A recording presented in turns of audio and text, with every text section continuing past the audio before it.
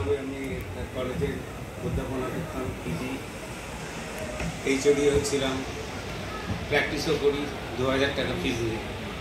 এসব ব্যাপারগুলো আমার সঙ্গে আছে, কিন্তু তা সত্ত্বেও কেন ইরিম, কেন এখানে মঞ্চে আসা, সেইটা বলার একটা প্রেক্ষিত আছে। সেইটা বলার জন্যই আপনাদের কাছে আসা।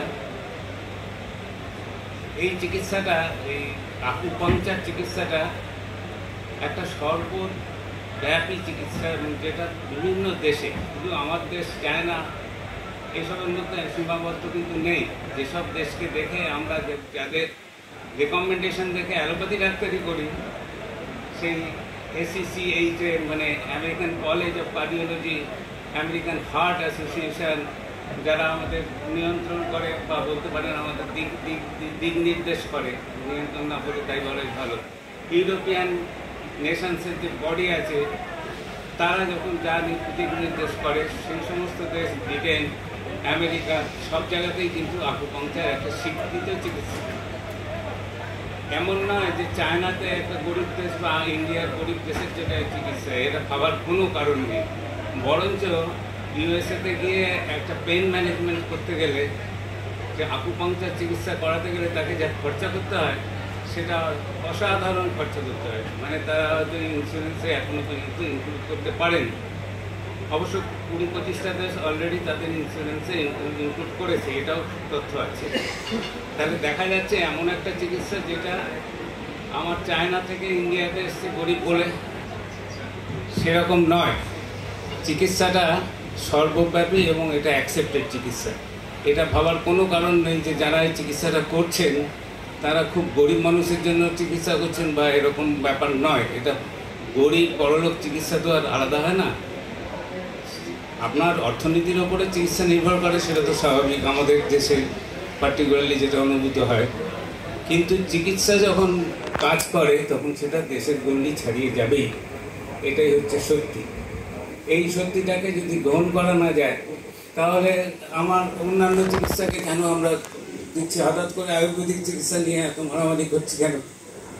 অর্থাৎ আমার দেশের চিকিৎসা বলে আমি শুধু ওটাকে তুলে ধরবো, আর অন্য দেশের চিকিৎসা বলে ওটাকে সরিয়ে রাখবো। পার্টিকুলারলি এখন একটা চায়না বিরোধী একটা ঝোঁকও এসছে মানুষের মধ্যে, মানুষ খুব একটা পছন্দ করে না দেশটাকে, এরকম একটা ব্যাপার দাঁড়িয়েছে। সেই পরিপ্রেক্ষিতে এটাকে চালিয়ে দেওয়া খুব ইজি, যে এটা রেখে দাও সরিয়ে, এটা একটা কাজের না। আর আমি কেন এখানে এসেছি সেটা বলার মুখ্য, আমি ছোটোবেলা থেকে আমার মেডিকেল কলেজে এই আকুপাংচার ইউনিট চালানোর অভিজ্ঞতা আমার ছিল। আমি নিজে আকুপাংচার করতাম, তারপরে সব হারিয়ে যায়। মেডিকেল কলেজে ওই ওপিডিটা মনে হয় এখন আর চলে না বলেই আমার ধারণা। কি হয়েছে? সবই নির্ভর করে হচ্ছে পরিস্থিতির উপর, আপনারা বোঝেন এটা। আমি এমন একটা অসুখে আক্রান্ত যেখানে আমি জানি যে আমার রেগুলার ওষুধ খেতে খেতে একদিন ওষুধটা আমাকে খেতে হয় অন্য কারণে, সেই ওষুধগুলোর সাথে প্রতিক্রিয়া যাতে না হয়, সেরকম একটা চিকিৎসা খুঁজে বের করতে গেলে আকুপাংচার হচ্ছে বেস্ট। এবং আকুপাংচারের যে বইপত্র আছে তাতে এই অসুখের এটার একটা দিক নির্দেশ আছে এবং তার একটা চিকিৎসা আছে। আমি যখন প্রথম গেলাম, 75 বছর বয়সী আমার এক দিদি আমারই কলেজে, তিনি দেখলাম যে অক্লান্ত পরিশ্রম করে চলেছেন, নিজে নিজে কাজ করছেন, নিজেই চিকিৎসা দিচ্ছেন, নিজেই চুল ফোটাচ্ছেন এবং অত্যন্ত স্নেহের সাথে বাচ্চাদের দেখাশোনা করছেন, মানে চিকিৎসা দিচ্ছেন। আমি অবাক হয়ে গেলাম যে 75 বছর বয়সে, এবং তিনি থাকেন এমন একটা ঘরে যেখানে 2টো বেড পাতা আছে, 2টো হাসপাতালের যে 3 বা স্টিলের বেড, সেই বেডে তিনি থাকেন একটা ঘরে, সেই ঘরেই খাওয়া দাওয়া করেন। তিনি কিন্তু অ্যালোপ্যাথি চিকিৎসা করে রিটায়ার করেছেন এবং রিটায়ারমেন্টের টাকায় উনি ওর থেকে অনেক ভালো থাকার সম্ভাবনা।